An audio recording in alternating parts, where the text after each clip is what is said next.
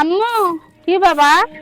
আজকে তো জুতা কিনে নিয়ে আসনু, তুমি তো সাথে যাওনি, আব্বু না গেছিল। বাবা, তোমার আব্বুক বললাম যে টাকা নাই, তুমি একলাই নিয়ে যাও বেটি কেনার জন্য। এমনিতেই তোমার খালামণি দিচ্ছে টাকা।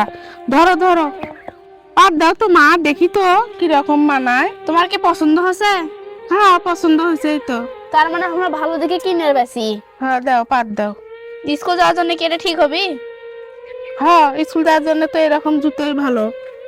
আমার তোমার দোকানে যে প্রথমে এই জুতাটা ভালো লাগছে, এই জন্য এটাই মা, নিছি। তোমার পাওয়ার সেই সুন্দর মানাচ্ছে না? তাই? হ্যাঁ।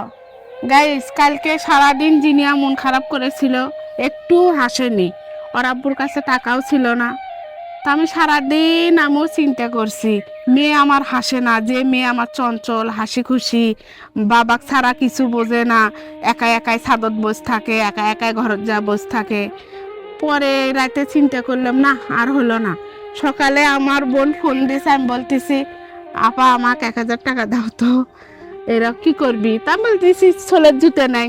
সঙ্গে সঙ্গে বিকাশে দিয়ে দিছে। আর আব্বু নিয়ে যায়, জুতে নিয়ে আসছে।